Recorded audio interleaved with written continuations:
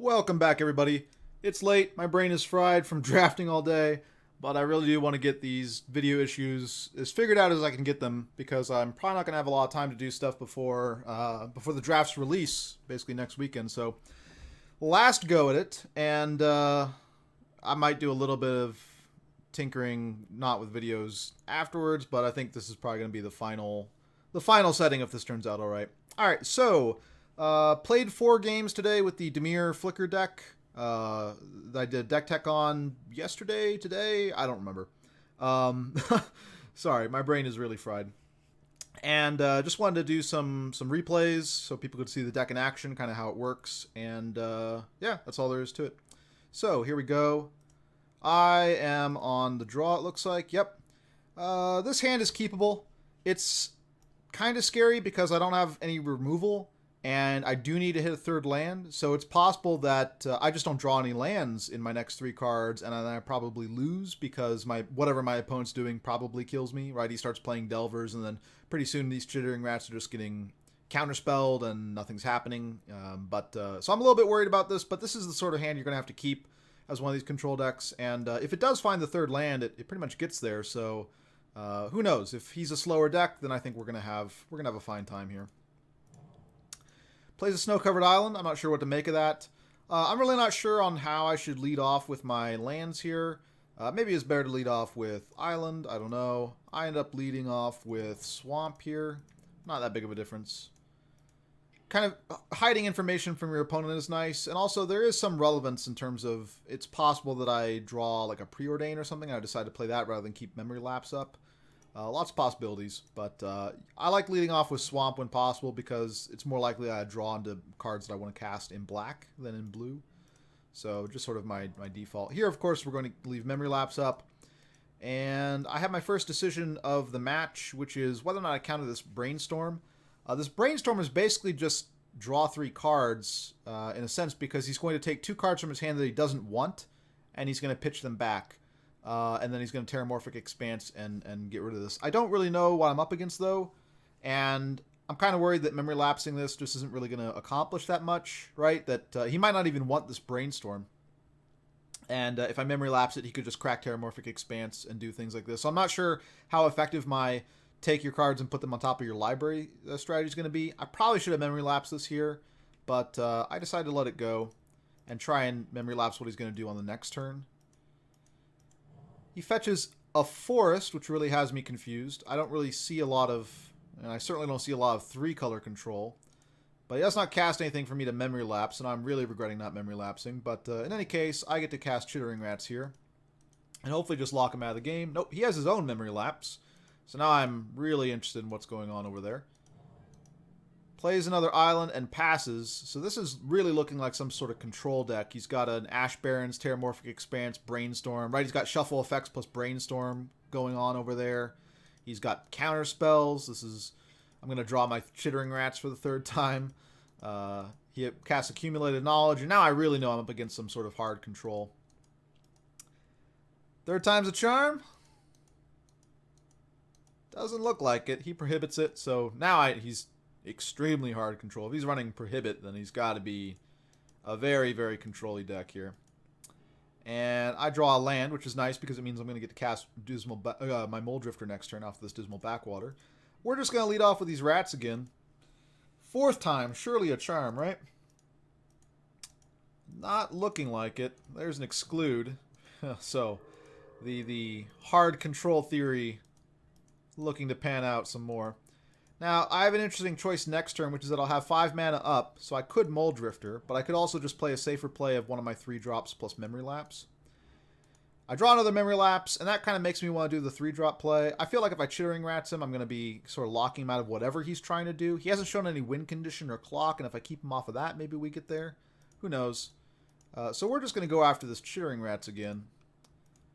Resolves, Counterspell, I'll fight over this. Memory Lapse the Counterspell, so now I know Counterspell is one of the things he's going to draw next turn. He casts an Accumulated Knowledge. Alright. Draws his Counterspell back. It's back in his hand. Scred's my guy. Alright. Kind of made sense. We saw a lot of snow-covered lands. Fourth Bridge Prowler, not really what I'm looking for, but we're just going to do the same thing that we did before. Seagate Oracle, and we're going to Memory Lapse his Counterspell. Yep, I'll Memory Lapse that. Seagate Oracle. Resolves. He's going to kill it with another Scred. Yep. I get my choice of which of these fine aqueducts I want. Sure, why not? I play this land, and whenever you're in a matchup like this, where you're up against another very clearly control deck, I like just taking the open land. Even if I didn't plan on doing something with my mana next turn, I think taking a land that comes into play untapped rather than like a Dismal Backwaters is going to be better in the long run. And here I have a Mole Drifter that I'm looking to resolve, so it's quite possible that that I do have a lot of things I want to do with my mana. I'm hoping he taps out here, because I really want to resolve this Mole Drifter, and I know he has a Counterspell in hand because we saw him play we put it back on top of his library, and we saw him draw, and he hasn't played anything to shuffle it away or anything. So we play Preordain, and he has Mystical Teachings. He has a Mystical Teachings deck. The nice thing about this is that I am reasonably certain that I'm not going to be countered now, unless he's fetching like a Memory Lapse. But why would he do that here? Is he going to Memory Lapse my Preordain? He instead fetches a Spellstutter Sprite, and that's his plan. And this is just perfect for us, because I have a way to kill the Spellstutter Sprite. I didn't really care about the Preordain resolving. I was just trying to bait out a counterspell. And now that the shields are down, we're going in on this Mole Drifter here, and we're going to kill off this Spellstutter Sprite. So he's not a creatureless control deck. He's got some creatures, but, I mean, maybe he's just using that as counterspells. I don't really know what's going on. I do want to find out what's going on. I'm going to tap for this one, even though, you know, I don't really have any other, you know, I'm not really worried about my life total going down, but I don't have anything else to play, so I might as well. We see a Counterspell and a Memory Lapse. Alright, so he's got Counter Magic up there, but, you know, I've got a Clock, ultimately. And I decide that I want to burn one of his Counterspells here. Seagate Oracle is a consequential enough card that I feel like he's going to have to use it. I also want to prevent him from flashing back Mystical Teachings, right? Just keeping him off of that for a turn seems like it'll be nice. He uses the Memory Lapse, that's fine. Right, being able to delay him from getting value off that Mystical Teachings is going to be pretty good. He decides to go for it. Or actually, no, he drew another Mystical Teaching, so he's going to have two of them in the yard. And he fetches another Accumulated Knowledge, which he casts. And now that the shields are down, I'm hoping to draw something nice here. I know it's going to be a Seagate Oracle, but I'm looking to get something off of that Seagate Oracle to further my plan. There's the Seagate Oracle. We'll tap for this. Shields are down. Now I have Ghostly Flicker and Reaping the Graves here, and Reaping the Graves is probably one of my best cards in any control matchup. This is what allows me to just go over the top of any deck like this, and I really don't want to put it on the bottom of my library. But Ghostly Flicker is going to have immediate value here. I know that the shields are down. Just being able to pay 3, draw 3 cards, I think is enough for me to get here. And I'll find Reaping the Graves eventually. I mean, he looks like a very slow control deck. I don't know what's going on over here, but it looks like an Izzet control deck with green. I find out in game 2 what exactly he's on, but we're going to go in while the shields are down here, and we're just going to draw 3 cards off this Ghostly Flicker. It's possible he has Dispel. The odds of that are rare. This isn't a card you run really more than as a one-of in this format. In the main, it's usually more of a sideboard card, so I'm not playing around that. Find a Preordain? Sure, I'll Preordain. We find a Bojuka Bog. I'm really happy about this because he's got a lot of stuff in the yard that he wants to flash back and start using, and being able to find that is really big game. So Bojuka Bog, we find our Graveyard Hate, and bam, all those cards are exiled now. Really happy about that, and really feeling a lot better about the game because I felt a little bit under the gun with those Mystical Teachings. It's possible for me to get outvalued if I'm not resolving my Mole Drifters and things of this sort. I have a lot of dead cards in hand, it looks like. Like, he doesn't seem to have that much in the way of creatures. So it's nice that I have the instant speed stuff, which is going to be more relevant against something like Spellstutter Sprite, which I see him running, but Magma Spray, that's fine. I wanted to keep that guy around in case I could bounce him. Ooh, Ninja of the Deep Hours is really nice. I'm going to get to reuse my Enter the Battlefield effect, and really just more or less bait out a counterspell from him. And also, this cannot be countered, and he does not have removal up. So we're going to draw a card regardless. And I think I'm going to Memory Lapse what he plays here, because I want to prevent him from drawing any answers to this. Like, I've got him on a clock. My Ninja of the Deep Hours is going to be going. I just want to, like, stop him from getting draws. He does have Mystical Teachings in the yard, so he's going to be able to get back something. I'm not really doing a whole lot here, but we Memory Lapse his Counterspell anyways. Make him use his entire turn, getting this mystical teachings. Yep, and now the shields will be down. He spreads my guy. And now I get to do some crazy stuff. Do I cast? I surely cast the Archaeomancer. Yep. Get back the Ghostly Flicker. This is going to start getting me some value. Alright, Seagate Oracle. Get me something nice. What do we find? Barrenmore. I can cycle that, sure. Alright. Well, the second time is a charm. Just like the fourth time was a charm this game. On the Chittering Rats, sort of. Ninja of the Deep Hours. Great. I'm pretty much guaranteed to get a card off of this guy. Flicker goes back to my hand. And I'm feeling pretty good about this game at this point. I've got a lot of value set up here. And we can bounce back either this Archaeomancer or the Seagate Oracle. I'm going to look for bouncing back the Seagate Oracle, I think. Just look for more cards like Mole Drifter, really. Yep. Bounce back the Seagate Oracle. I think this is correct. He's going to brainstorm, looking for stuff. That's fine. I have him on... I mean, he's 5 life right now. I've got a lot of stuff coming out here. I'm pretty happy about our situation. He rewinds. I have some options here. I could be looking to flicker while he's tapped out here. Right? I could play the Ghostly Flicker, flicker the Archaeomancer, and say the Bajuka Bog, right? And exile this graveyard. There isn't a whole lot that's valuable in the graveyard right now, though. But I'm probably not looking to do much else with the turn. I don't know. I don't really want to just hardcast the Mole Drifter. I have to think about on this one, but ultimately I decided just let it resolve. I'll live with this. Cast my Preordain, find an Undying Evil. I have the turn set up where I can Mole Drifter plus Undying Evil. I kind of want to make sure that I've got the way clear, though. I'd like to see his shields down. I'd like to have more assurance that I'm going to get off this card draw. Here I'm just going to Undying Evil the Ninja. Bait out a bunch of stuff. I'm fine just getting value off of casting the Mole Drifter and then like flickering it. Here I go to flicker my guy and he just concedes. He doesn't have another answer, basically. And if I flicker the Ninja and the Archaeomancer get back the flicker, he's kind of in a not very good space. So he's got no cards in hand. I know there's nothing that he can do. So that's game one. I'm not really sure what he's on at this point. It really does look like Is It Control, but with this green and Mystical Teachings.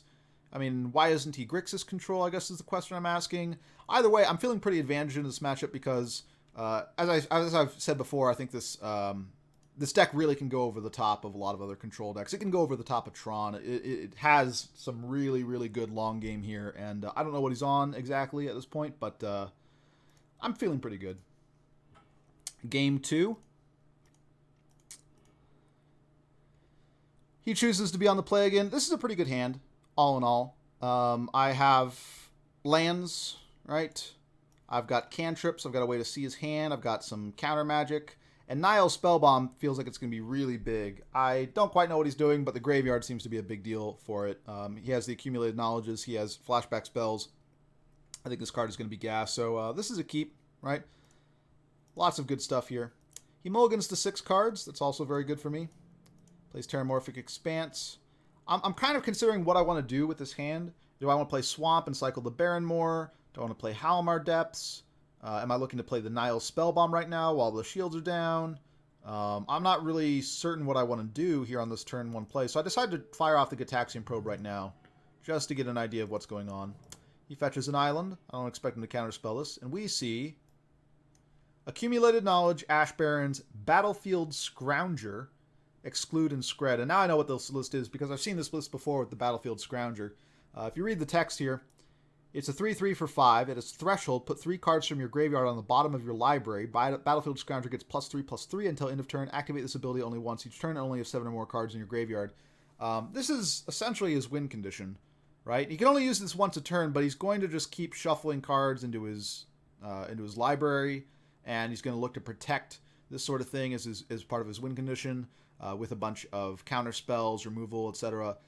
I'm not a big fan of this deck. I don't think it's quite gotten there. I also just don't like, even with Ash Barrens in the format now, I don't really like running 3-color, or really this is kind of 4-color control deck, right, with the flashback cost on his Mystical Teachings. I'd rather just be running, if I was going to run this type of deck, just a Mystical Teachings deck in blue-black. But it is interesting, and maybe if mana bases change in Pauper going forward, something like this will become more viable. Ninja of the Deep Hours really helps inform my choices here. I'm just going to cycle, and I'm going to dig for my... Or, sorry, I'm going to play Nihil Spellbomb now. Get it while the getting's good, and look to play the Halmar Depths next turn. Chittering Rats makes me want to look for a swamp here. We find the swamp. We're going to put that on top, that way we can play the Chittering Rats. Getting the creature out is going to be pretty important. We know he has Exclude, but we did not see another land, so if he misses the land drop, we know the shields are down. The best he can do is just scred our guy. We use the open mana to cycle our Baron more, draw the swamp. We have an Undying Evil, so we kind of have some choices here in what we want to do. We could be waiting on things and trying to set it up so that we get to Undying Evil what he screds. I imagine he's just going to scred whatever we play this turn, though, right? That's what he has in hand. That's his answer. He's going to want to do it while the shields are down and before his turn starts. So I'm kind of imagining that whatever I put out here just gets sacrificed. I do decide, though, that I don't have the black mana, and I know what my next card is, so I'm not really looking to... I know I'm not going to get more black mana next. I know that I don't have the black mana to play Chittering Rats and hold up Undying Evil, but I will have the mana to play Seagate Oracle and hold up Undying Evil. So we decide to play the Chittering Rats this turn. If it gets scredded, that's fine. And also, because I know that he doesn't have the lands, I'm thinking that maybe we just stop him from getting a land, then I get to resolve Seagate Oracle, no problem, and we're off to the races. He did draw a counterspell, though, so unfortunate for us. Puts the Chittering Rats back on the top of our deck. Does he draw another land for Exclude? Well, he draws a Brainstorm, and that gets him the Terramorphic Expanse, which he gets to crack. Very nice for him. Now, fortunately, we redraw our Chittering Rats. We can play Seagate Oracle and leave up Undying Evil, and the only card he has really to go after this is Scred, and I'm fine getting double triggers on my Seagate Oracle. That seems like something that's going to be really powerful, and then I'm going to start Ninja of the Deep Hoursing and stuff like this, and life is going to be pretty bad for him. So he Screds while this is on the stack, but I already have my Undying Evil. Get a Stormbound Geist. Echoing Decay was there because I really can't... I cut a lot of things. I cut a lot of removal, but there's only so much removal you can cut from this deck. We get a Gitaxian Probe here. I'm kind of confident that I'll find more lands, and I really want to see what his hand is again, because he played Brainstorm and he cycled away a lot of stuff, so I'm not sure what he has, what answers he has, what I should be playing around. I want another peek at this. So, turns out he didn't really throw away a lot that he had originally. He has an Accumulated Knowledge, Battlefield Scrounger, Exclude, and he kept another Exclude. So, wasn't able to really filter his hand all that much off of that Brainstorm. That's fine. I know what he has. I draw Reaping the Graves, which is fantastic. This is a card that will just win me this matchup pretty easily. He doesn't really have a way around it. I draw a Ghostly Flicker. I believe we're just going to Ninja here. No... Yes, I think that's correct. I know he doesn't have any removal. I saw his hand. I draw Dimir Aqueduct. That's great. I bounced the Halmar Depths here. I think this is correct. I'm kind of wanting a lot of blue sources. I want to have Memory Lapse up. I want to Ghostly Flicker things to protect them. I want to Seagate Oracle. But I also have a Chittering Rats, and I probably want to play this as well. If the shields go down, I'm probably Chittering Ratsing. And... I'm going to have the 5 mana necessary to play Chittering Rats, but also leave up Memory Lapse to counterspell his Exclude. So I'm feeling in a position where I kind of know what I'm going to do next turn with 5 mana, and the Halmar Depths will just let me kind of dig deeper through my deck and find exactly what cards I want. So given that I kind of know what I want to do with my turn, and Chittering Rats Memory Lapse is probably what I want to do, I think taking the tap land back is better. Cast his Accumulated Knowledge. Sure. That's what we imagined he would do. Alright, so we know he has Exclude up, but pretty much nothing else. Drawing another Memory Lapse makes this really easy. There's our Chittering Rats. There's his Exclude, and here's our Memory Lapse. And I feel like this game is unlocked now. I have Memory Lapse in hand. I'm drawing cards off Ninja of the Deep Hours. I'm getting to set up the top of my library. Yeah, we're going to take this Duress, because we want to take out his other Exclude. Sure, draw a card. We're just going to keep him locked. If we find an Archaeomancer, the game is pretty much over. So he counterspells this, but I know he doesn't have any other answer to this, so we're just memory lapsing that. We see Sprout Swarm exclude. Alright. He doesn't have any green mana yet, though, so I take the exclude, and this game is pretty much over. And it is over. He concedes. So, interesting matchup, interesting deck. Not really very strong, but does show off how this deck performs against control. That you really have so much resources. Reaping the Graves, Mole Drifter, your Seagate Oracles. They can't counterspell your Ninja the Deep Hours, but they need to kill off your creatures because you threaten to just keep on hitting them every turn. All sorts of problems for them. Really easy to go over the top of a lot of decks with this build. All right, so that was match 1. I played 4 matches today, and I'll try and go through all of them before I call it a night. Here we have a keepable hand. Again, when you have these 2-land hands, you kind of need to keep them. You want to get to 3 lands, but the nice thing about this hand, compared to the previous game where I think on game 1 we kept, sort of in the dark, we kept a 2-lander that didn't have blue mana, is that this one has the removal we want, right? The other one, it didn't have any removal, and so there was the risk that we would just have a game where they do stuff on turns 1 and 2, as people want to do in Magic. And we wouldn't have any answers, and if we missed the land, we were just dead. And even if we hit the land, perhaps we were too slow to do anything. Here, I'm not worried about being too slow. I feel like we've got a lot of game here. I'm feeling pretty good about this.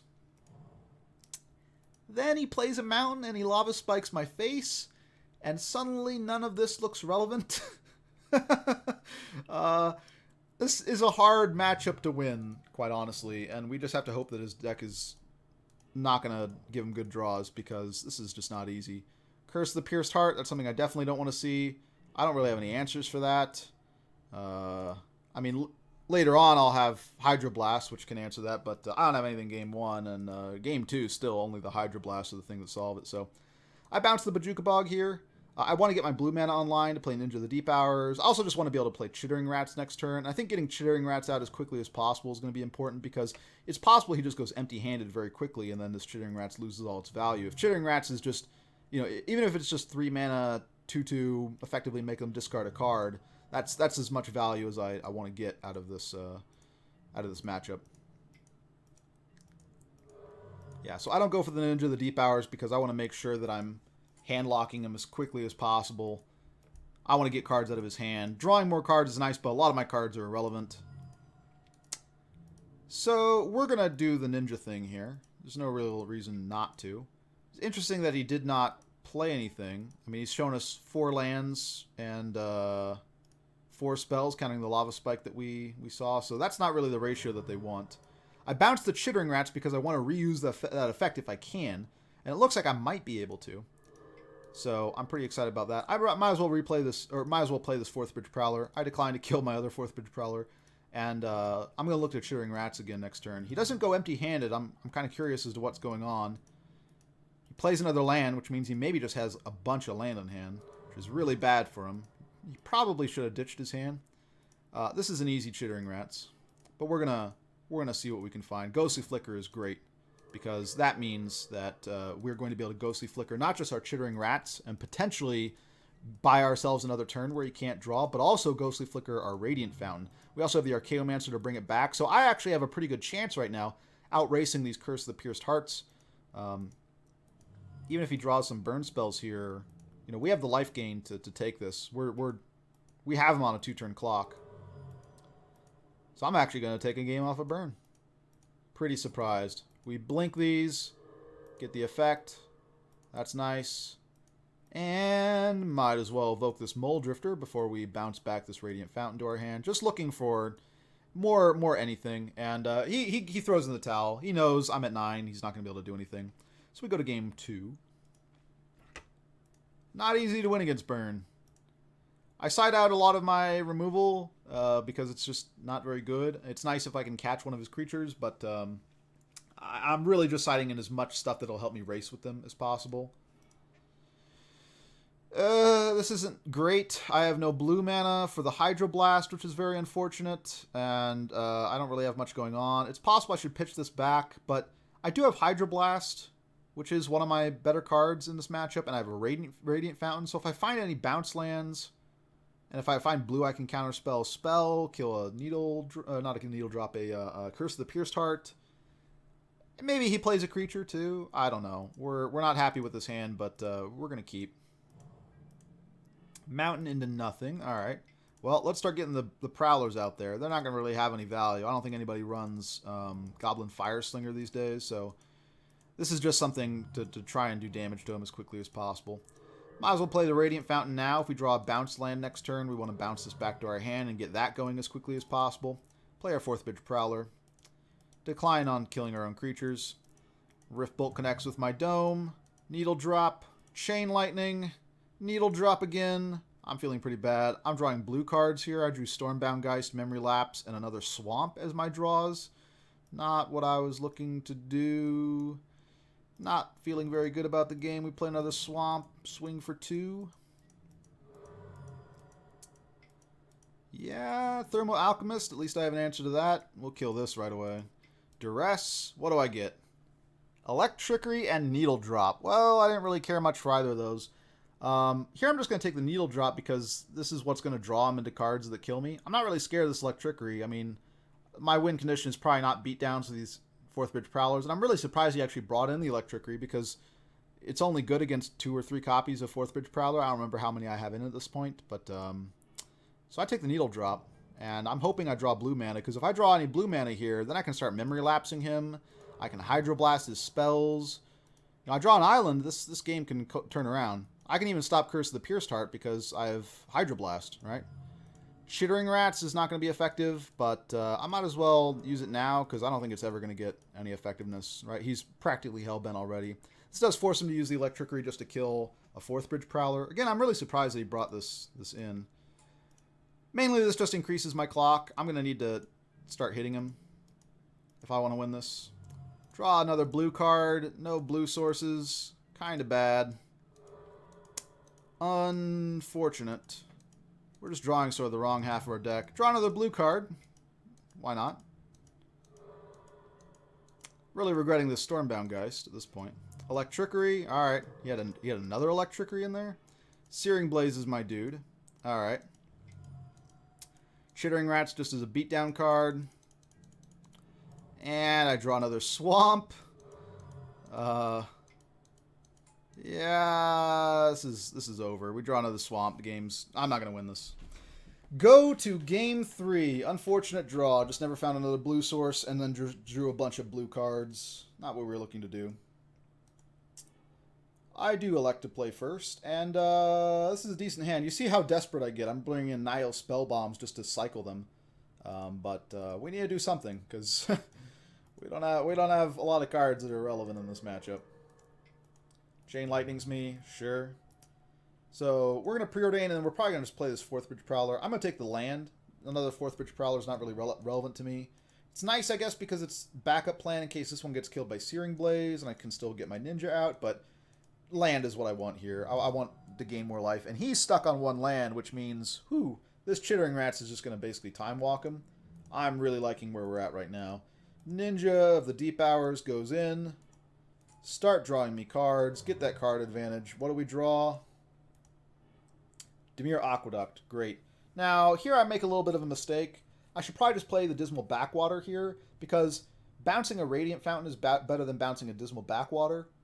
But instead, I decide to bounce my Dismal Backwater here. Not really sure that was a wise move, but... And we get punished, not this turn, but soon. Or was it this turn? Yeah, there's our Radiant Fountain. Well, now I regret things a little bit. But we get to Chittering Rats him, and I'm feeling really good about this game. I play Dismal Backwater because I want to keep my mana flexible. I can play the Radiant Fountain later. Spark Elemental. Interesting. I decide not to block because I have him on a 4-turn clock here, and I know he's not drawing lands, and I can Memory Lapse whatever his next thing is, so I can keep him off of lands. I feel like I win this race effectively with the 2 creatures on the board. And I feel like actually blocking there, even though that's normally what you'd want to do against a burn deck, is kind of try and blank cards like that, right? Cash in your Chittering Rats for 2 life. Here, I know that if I find a Ghostly Flicker, the game is basically just over, right? If I find another more Chittering Rat type effects or like more memory lapses, I can get there. And I think if I need to put him on this 4-turn clock, and it's, yeah, there's another memory lapse, and it's going to be very hard for him to win this game. I play the Nihil Spellbomb. I might as well, just so I can cycle it if he, again, gets kind of stuck. Lava Spike, yeah, now I'm feeling really good. No land, that's perfect. I'll crack this Nihil Spellbomb just to draw a card. Hydroblast, even more perfect. And we've got this game on lock now. He's never going to be able to play another, more than 2 cards a turn. I'm just going to keep memory lapsing him so he never draws a land. Yeah, I'll ditch a Chainer's Edict, I don't care. Memory lapse this. Ghostly Flicker my guy. Yeah, this is super over. Ninja in. Get to replay my Chittering Rats. Leave up Memory Lapse even. He's got 53 cards in his deck right now. Just saying. 53 cards in his deck. Yeah. Don't think he was going to win this one after that start. So we actually won a match against Burn. I'm surprised. This deck, I think, is weak to Burn. I've tried to shore up the matchup sort of as best as I can. Yeah, I mean, if you have enough semi-discard effects with Chittering Rats, you have enough counter spells, if you're able to kind of draw the right parts of your deck and try and limit the number of Doom Blades and Chainer's Edicts and stuff that you draw, which are just kind of not going to do much at all. We killed a Thermal Alchemist, and that was nice, but these cards just don't do that much, right? Most of the time, they're just going to be dead in your hand. If you're able to draw your Hydroblasts and your Ghostly Flickers and your Memory Lapses and things of this sort, and we drew 3 Memory Lapses this game, then the matchup can actually go in your favor, but it's otherwise pretty hard. So, this next one is just it was a single round match. So I'm just playing one game here. Or one round, I guess. I don't know what the exact terms are. This hand is bad. I think it's keepable, though. Again, this can kind of get there. I've got the mana to cast the Chittering Rats. I've got an answer for an early thing. Now this feels a little bit worse because this 4th Ridge Prowler I know is not going to really get any value. I just play the Dismal Backwater. I don't have a Ninja in hand, so I'm not really looking to play the 4th Ridge Prowler right now. I'd rather basically get this Black Source out. That way, on turn 3, I can Chittering Rats. Draw Dimir Aqueduct. Alright, well, let's get out this Prowler just in case we find our Ninja. And I'll bounce this Dismal Backwater. This kind of conceals some of the information in my hand. He might think that I don't have 3 lands, something like this. He has Expedition Map and 2 Tron pieces. He decides to play a Shimmering Grotto as opposed to cracking the map and playing a Tower. I'm not really sure what to think of that. But it is bad for us because we're going to Chittering Rats him, and then he's just going to take a card from his hand that he doesn't want and put it on top. We're not going to get the effect of he just has to redraw it, right? It's the difference between him having to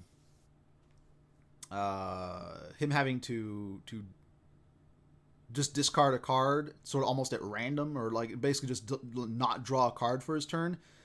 The difference between him not being able to draw a card for his turn and the difference between him being able to loot effectively, right? Something like this. So we're not happy about this, but we don't have any better plays, and we do need to work on our card advantage here. You can't just not play a Chittering Rats. He fetches his Urza's Tower. All right. We don't really still have a lot going on. There's nothing for our Chaomancer to get back. This Echoing Decay is probably not very good. I play the Backwater. Forbidden Alchemy. I'm feeling a little bit bad. Our hand is just kind of slow. We've drawn a lot of lands as well. The Echoing Decay gets value, which is nice. Able to kill off a Mole Drifter. And I'm not going to wait on it for something better. This is not so hot. Undying Evil's alright. It can protect our creatures. And we do sort of have him on a clock, ultimately. Return our Swamp. I'm not really concerned about increasing my life total in that big of a way. Like, eventually, I do have to worry about him just being able to Rolling Thunder me out of the game. But I'd rather just have the open lands. Have the open mana. Pulse of Marasa's back is Mole Drifter. Yep. Cast is Mole Drifter. Yep, the deck's going big. This Undying Evil is going to become useful now. Attack with just my Chittering Rats to incentivize the block on the Chittering Rats. Great. I get to Undying Evil my dude. Perfect. We bring back our Chittering Rats. Now it's a 3/3 that improves our clock. And now we get to Archaeomancer, back our Undying Evil, which is really nice because now we can kind of protect our creatures. We can't protect the Chittering Rats. It's already used its Guardian Shield, but we can protect the Archaeomancer, which is going to be nice. He is casting Forbidden Alchemy Flashback. All right. Lots of mana. Lots of mana over there. Finds a tower. Cast Prophetic Prism. Leaves open Counter Magic after Flame Slashing our guy. Alright, alright. Seagate Oracle. At least we're starting to draw into action here. That's pretty nice. We'll give this a shot. It resolves. I'm surprised. I'll grab a Mole Drifter. Well, can I Mole Drifter? Can I Mole Drifter Undying Evil? If Seagate Oracle made it through, then maybe this is the time. The shields are down. We go for it. We evoke a Mole Drifter. It resolves. I'm feeling great. I get to draw 2 cards. That's fantastic. Can I draw some more? He decides to prohibit this. So this was his counterspell. I really thought going in that he just did not have a counterspell. But this is a little bad. But still, I did get to draw more cards off of this Mole Drifter. So I'm not in the worst position here. I'll take this. Right? He's casting a Prohibit on my Undying Evil. The Mole Drifter is still getting its value. I can live with this. Being tapped out kind of sucks. He pulls some Marasas back. His Mole Drifter, he's just generating value like a madman. You know, against the burn deck ended the game with 53 cards left in their deck. This guy's at 31 at turn 8. We're probably not going to stick another 22 cards in his deck at this point. Chittering Rats. All right, we're drawing hot now. Chittering Rats him. Resolves. Maybe he doesn't have anything. I don't know. I just sort of pump fake with the Seagate Oracle. Just to see if he'll block. He does. Alright. I decide to hold on to my Mole Drifter here and not try and do it now because I do need to get some value. And he does have a lot of mana for counter spells up. So I kind of want to wait till the shields are a little bit more down. I'll try and Memory Lapse this. Works. Wow, it works. So now I'm feeling a little bit better about him not having counter magic. And let's just go for it. Cast a Mole Drifter. Wow, resolves. Alright, can I Seagate Oracle? Seagate Oracle too. Yeah, this is nice. Take the Ninja. And we can't play it this turn, but this Ninja's gonna be valuable. He's not gonna have a way to counterspell it. A lot of the removal is things like Flame Slash, Firebolt, Sorcery Speed stuff. And I'm feeling pretty good about being able to force this through. There's a Flame Slash on our Mole Drifter. As I said, a lot of their removal is Sorcery Speed. So we're just going to swing here. And I'm holding back the Archaeomancer because I do only run one Archaeomancer in the build, as I mentioned in the deck tech. And I do kind of want to keep this guy alive because flickering it, like I'm not going to find a second one. And it's possible that I get Bajuka Bogged or some such like this, right? A lot of times these Tron players will keep some utility lands like a Bajuka Bog, especially these ones that have flashback spells that require black mana, right? They'll keep a Bajuka Bog, and so if this guy just plays an Expedition map, he's going to be able to Bajuka Bog away my Archaeomancer, and then a lot of my ability to go over the top of him is going to be gone. So I want to keep this guy alive. I don't want to run in with him as well. And one more point of damage on a guy that's 24 is not a big deal. But I'm already pretty much guaranteed I'm going to get my Ninja in with these guys. So hold back the Archaeomancer. You do need... This is just sort of a minor example of how you need to play a little bit more carefully with your Archaeomancers when you only have one in the deck. Right? Alright, he double blocks my Seagate Oracle. I'm willing to have that happen. And we're going to get back to Chittering Rats here. Because I do want to keep him off of... I mean, eventually he's going to draw Rolling Thunder, and this guy has so much mana at this point. 4, 8, plus 9, plus 3, right? I mean, he's almost at the point he can just Rolling Thunder me out of the game. I think he needs like one more mana and an attack with these Mole Drifters. So we want to find some answers to that. I cycle away the Baronmoor to see if I get any other plays. We don't. So I'll just cast this Chittering Rats. Chittering Rats resolves. And I'm actually feeling kind of good about this game. If I can keep this guy off of a lot of his nonsense. Here, I just want to prevent him from being able to play something like a Mnemonic Wall and get back a Pulsar Marasa and start that loop. I also have ways to bounce this with Dimir Aqueduct, so even though he doesn't have any flashback spells in the graveyard right now, right, because I can rebuy this Bojuka Bog effect, I'm just going to do it now and prevent him from having targets for any of these shenaniganry spells. Draws the card that we put on top. I'm going to memory lapse this. If it's good, I'm feeling pretty good. I really feel like he's short on things right now. And if I can just find a way to kill off these Mole Drifters, connect with the Ninja again, we feel real good. We find a Mole Drifter of our own, which is great. Now I'm just resolving another Mole Drifter.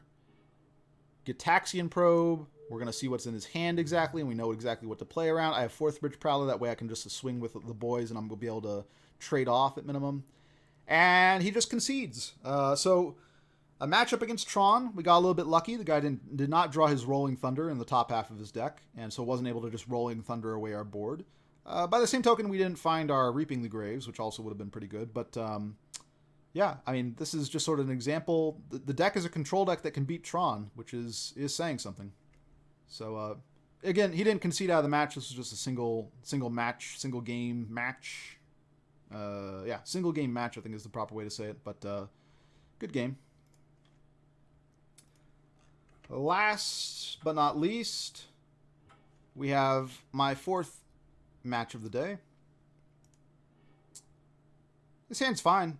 Halmar Depths to find stuff. I've got Mole Drifter eventually. I've got removal, card selection. Yeah, I'm going to keep this. Echoing Decay, so I'm kind of a little bit heavy on the removal. Let's see what we find. Eventually, we get Undying Evil plus Mole Drifter, so if he doesn't have any counter magic or anything, or instant speed removal, that's going to be good. Not really that exciting. The Ninja, this is one of these instances where it doesn't really do a whole lot. We don't have any creatures. Thraben Inspector, so I'm thinking, but then he plays an Azorius Chancer. I'm wondering kind of what this deck is. We're just going to Chainer's Edict this. I don't expect Echoing Decay to kind of get the job done. Also, I want to save Echoing Decay for potentially tokens and stuff like this, although the straight tokens deck is usually just mono white, and Kudoltha Boros is usually not Jeskai these days, right? They're not throwing in blue, but that's kind of what I have him on right now, is some sort of Kudoltha Jeskai type thing with Terramorphic Expanses for extra fixing. Maybe he doesn't have the artifact lands, I don't know. I don't know what I'm up against right now. Cracks his Clue, alright. Hits his land drop, alright. Cast Ponder. Now I'm curious. I don't know what's going on. He's running Ponder, which probably means he's running Preordain, which probably means he's got a pretty control-y shell here.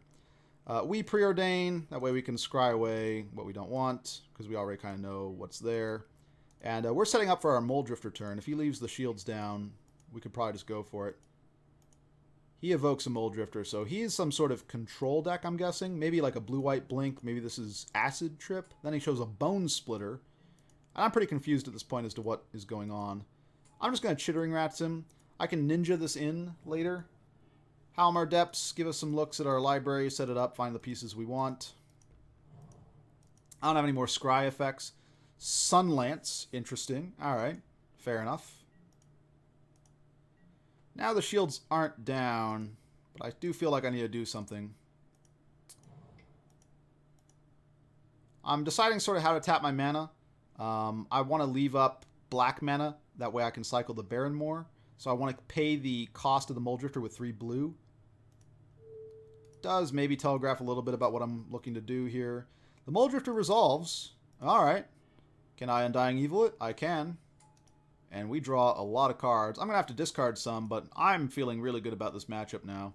I cycle the Baron more. I figured I might as well draw myself deeper, see what I get. Doesn't really matter. We're just going to end up discarding a land anyways. Yeah, I'm feeling really good now about this matchup. I've got so much stuff here. We're going to Ninja this in. Get our Mole Drifter back. I'm feeling fantastic. Draw another card. Not quite what we're looking for. Just another thing that we're going to have to discard. But potentially I could have played another spell there. I'm not going to cast a Mole Drifter. I mean, I've already got to discard to hand size, so might as well leave up Echoing Decay, stuff like this. Seagate Oracle. So he's looking more and more like a control deck. Mole Drifter, Seagate Oracles, just with a Bone Splitter. And now I kind of get what he's on. Once I see the Squadron Hawk, I kind of know what the story is. There's a lot of people who are playing essentially Cawblade in Pauper. I don't think it's particularly strong. I think blue-black are the colors that you want. I don't think Sunlance is really the removal that you're looking for. Like Sunlance Journey to Nowhere is all right, but I don't think you really get enough advantage playing Squadron Hawks to justify the white. So I'm not super scared. I'm just going to start Chainer's Edicting his dudes.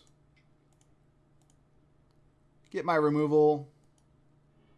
Clear the way for my Ninja of the Deep Hours to get in. He connects.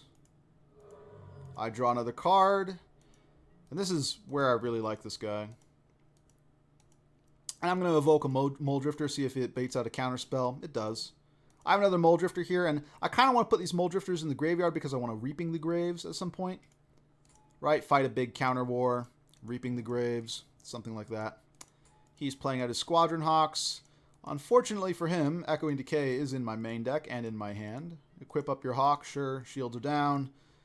Oh, not a good day to be him. And again, I connect with the Ninja of the Deep Hours. And that's just, again, such a good thing to be able to do. We cast our Mole Drifter, just straight up.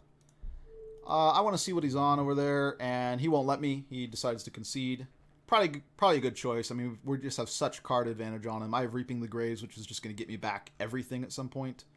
I could have saved the Gataxian Probe to help with the storm count, but I feel I'm more concerned about just figuring out what he's on, and he won't let me. Smart move. I think he should have conceded there just to prevent me from getting the information. So I know he's some sort of blue-white control-y Cawblade type things.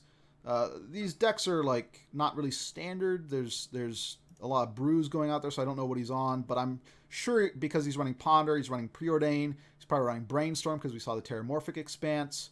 I saw the Azorius Chancery, so I know that he's got some other lands. I kind of struggled to figure out what exactly I wanted to bring in on this matchup.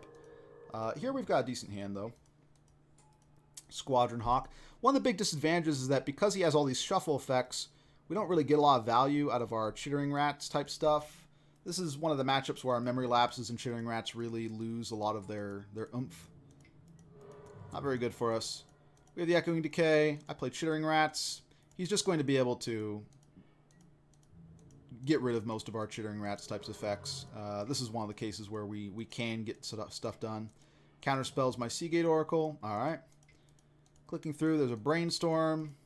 Into another Squadron Hawk, shuffling away the cards, right? You kind of see the effect. He's able to generate a lot of value with these Squadron Hawks and the Brainstorm type stuff, right? He can Brainstorm away his Squadron Hawks and then just fetch them back. So he's generating his card advantage. I have an Echoing Decay in hand. We're just going to get a Mole Drifter in while the shields are down. I'm still feeling pretty decent about the matchup. I mean, I'm getting my value just like he is. If we can avoid him having another Brainstorm, will be pretty good. The board state is pretty bad, though. So I do need to worry about that. There's Choking Sands. One of the ways I can have advantage in this matchup. One is Choking Sands off his what I thought would be more of non-basic lands, things like Azorius Chancery. But as it turns out, I think he's just running like 4 Terramorphic Expanse, 4 Evolving Wilds, probably 4 Ash Barrens, something like that, something ridiculous. And we're just not going to get good value out of this Choking Sands because he's got too many ways of fixing his mana. Runs Momentary Blink for his Mole Drifter. He's almost like a blue-white version of my deck, just with sort of worse removal. And no Reaping the Graves. We're not drawing super well, unfortunately. I Memory Lapse. He cycles to draw it again. I Memory Lapse again. Keep my Mole Drifter alive. I need to just keep him off of a clock right now. I realize at this point I've kind of sideboarded poorly. I don't think these Choking Sands are very good. Well, I might as well cut him off a white. Which we do. This kind of cuts him off of removal too. Cuts him off of the Sunlance that he was about to play to kill our guy. Seagate Oracle, though, is going to find him Evolving Wild, so he's going to get his white back online. I decided to block here because I know the Sunlance is going to come online next turn. I don't really have a lot of answers.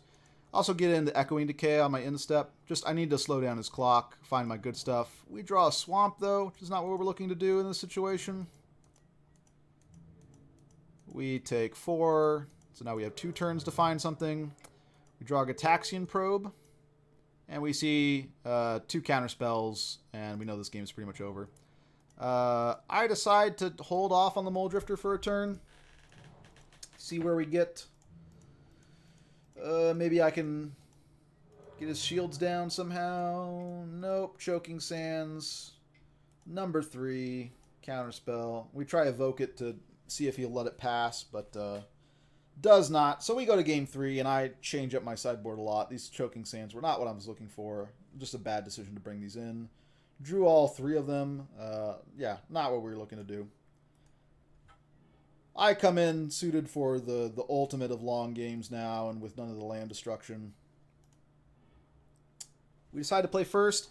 This, believe it or not, I believe is a keep. Because Howlmar Depths is going to find me my second land drop. If that second land drop is black, I get to Fourth Bridge Prowler and the Ninja of the Deep Hours and start that nonsense. And because he's a control deck that isn't really going to put me on a very fast clock, I kind of feel fine keeping this hand. I basically just need a land in my top 3. Right? The odds of that are pretty good. Do we hit? We hit twice. Excellent. Yep. I'm going to keep the bounce land on top. Now we've got all the mana we need. Still kind of playing off a little bit slow. I don't expect him to counter this. But it does mean that I'm going to get my uncounterable Ninja of the Deep Hours. I put Gataxian Probe to the front so I can kind of see what I'm up against here. Let's see what he's got. Well, he's got some stuff. He's got Brainstorm to go with his Evolving Wilds. He's got Counter Magic, Ponder, some Squadron Hawks, which he's probably going to send back with the Brainstorm, at least one of them. He's got stuff to do here, so his hand is going places. My hand is also going places now, too, now that I have the mana. We know he has a counter spell, but we just get in this Ninja. And I don't expect him to counterspell this Fourth Bridge Prowler again. Right, I just get to play it. I know he has Squadron Hawks in hand, but I want to get out my second Ninja of the Deep Hours. And again, in matchups like these, this Ninja just does so much work, right? He's got to find answers to this because his card advantage is going to pile up against him. This is really backbreaking a lot of these control mirror type things. He has a Journey for my Ninja, all right. But surprise, surprise, I have another Ninja. Huzzah. Now, I know that he has counter magic here. I decide to Gataxian Probe him again, I think. Or do I wait? I think I wait. Because I'm pretty sure he kept a counter spell, so I know what's relevant for this turn. Yeah, there's a counter spell. Sunlance is my guy. Alright. Maybe I should have Gataxian Probe to keep up Undying Evil, but he'd still have a counter spell up. I'll let that guy die. We knew he had a counterspell in hand because I don't think he would pitch that to Brainstorm. So he Gataxian Probes me. Okay. So now he knows what I'm doing. Now I want to figure out what he's doing. 2 Stormbound Geist, Counterspell, Brainstorm, Squadron Hawk. Alright, so he has counter magic up. But we have 3 Chittering Rats, so we're just going to put him to the test. He's got to find more counterspells, basically, to make all this stuff work. Ponders, looking for the counterspells. Squadron Hawk, sure, why not? And we're just going to start trying to get this value game online with the Chittering Rats. I know he can basically shuffle away a lot of this stuff, and we're not really going to get much value at all because he's going to just play Squadron Hawks, right? Shuffle away the Squadron Hawk, play another Squadron Hawk, that sort of thing. But he's already got that online with the Brainstorm, so another Squadron Hawk. Fetches the other 2 Hawks. Right, this is what he's doing with the Hawks. Fourth Bridge Prowler takes down 1. I might as well Chainer's Edict another. And we're going to leave up our Undying Evil here as opposed to trying to play another Rats, because we know that the Rats will just get countered. Play my Radiant Fountain, increase my mana. I've got lots of removal at this point. I'm beating him down. He's got to find answers. Mole Drifter, alright. And a Squadron Hawk, alright. Well, I'm going to attack because I have Undying Evil, and I think he's just going to block and let me do this. Yep, sure. I'll Undying Evil my dude. Again, we're not getting that much value out of it, but I'm fine with that. I just have the beatdown plan going. Stormbound Geist cannot block me. It's another Stormbound Geist, right? Alright, great. Echoing Decay, kill 2 Stormbound Geists. Then we are going to Chainer's Edict. And then I can flash back one of my Chainer's Edicts next turn. I have Memory Lapse up to counterspell whatever he does. And I've got him on a 5 more turn clock. I'm feeling kind of good about this. He needs to find things here. Cycle's a miscalculation. Journey to Nowhere, I will Memory Lapse that. Does mean that my clock is going away next turn, because I'm going to spend my turn flashing back Chainer's Edict. Even if I draw a counterspell, I'm probably not going to have it up for this guy.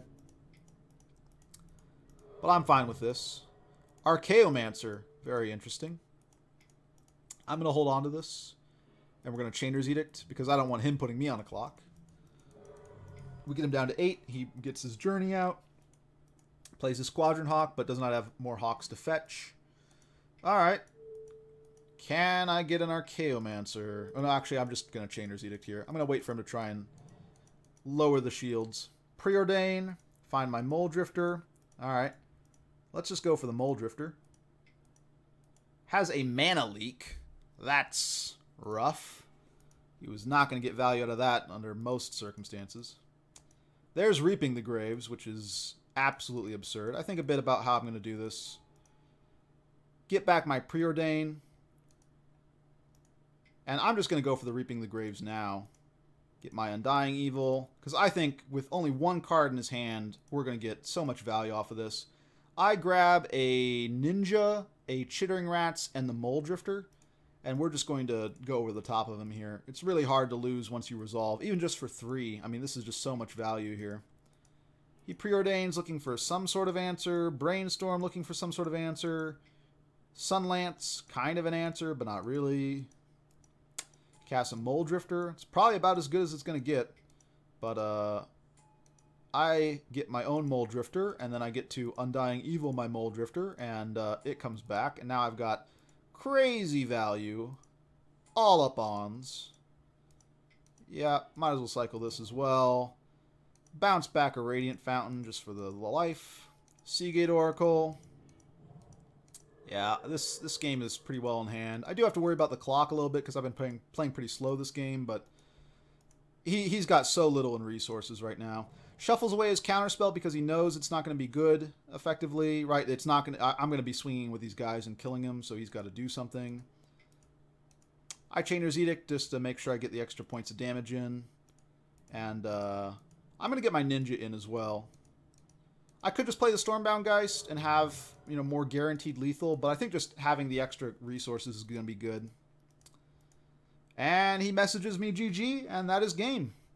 So, 3 matches against 2 control decks. One of them sort of a weird teamer control deck. Sort of a blue-white version of my deck in a sense. Just sort of running less good removal, but being able to supplement that with this sort of Squadron Hawk package, right? The Squadron Hawks plus a lot of Brainstorms, Ponders, all this shuffle effects, right? Evolving Wilds, Terramorphic Expanses, Ash Barrens. So he gets to basically, in case it wasn't clear before, he plays a Squadron Hawk, puts all these Squadron Hawks in his hand, plays Brainstorm, puts the Squadron Hawks back on top of his library, and then shuffles away the library, plays another Squadron Hawk, gets the Squadron Hawks back, right? So he's turning his Brainstorms effectively into Ancestral Recalls. So if you can find the Brainstorms, they're very good. And he found 3 this game, but at the same time, again, I do like the blue-black build. Things like Reaping the Graves just get you so much value. He's playing things like Momentary Blink, but I have a cheaper version of that with Undying Evil. And just I like the removal a lot better in my setup. Having the 4th Bridge Prowlers, having Chainer's Edict, right, things of this sort. Having access to instant speed removal as well.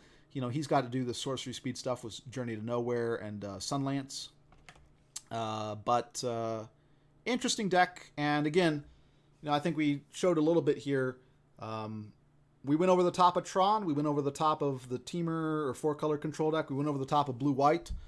This deck can play a long game really well. And surprisingly, if Burn stumbles a little bit, we can beat Burn. So there are some games, and I'm hoping that everything in this video turns out pretty well. I've kind of been tinkering around a little bit to hopefully make the text show up about as well as it can. The text in Magic the Gathering is already pretty small, so you're kind of just in a problem where some of it is not going to be all that readable just because of the size. But hopefully with these settings, things will work better, and I'll be all set for draft videos. And again, draft video, the format is probably just going to be sort of a real-time look at the draft and then replays of the games like this, because I like being able to stop and talk about things and whatnot. So there you have it. Hope this helps people who might be interested in blue-black blink or Dimir flicker control in Pauper. I would consider this this is the top of the tier 2 strategies right now, I think. And it really, I think, has the potential to break into the top 1. I'm really liking this build. I'm really liking Gitaxian Probes, Memory Lapses, things of this sort. I think even just changing counter spells to Memory Lapses, because my experience playing sort of the stock list that you see on MTG Goldfish was that counter spell was just a hard card to resolve. That it was better to have a lot of the black mana. That way you had access to early removal. You could play your Chittering Rats really early when you knew your opponent still had cards. Right? I cared a lot more about having black mana early than I did the blue. And having that plus counterspell magic up was just a difficult thing to do. So I think even just switching to Memory Lapses can really give this deck the shot in the arm that it needs. And yeah, who knows? Maybe we're actually going to see a viable control archetype back in Pauper. Last time we saw that was mono black control, and this could be it. This could be a tier 1 strategy maybe. I'm hoping so. Anyways, that's it. Have a nice day.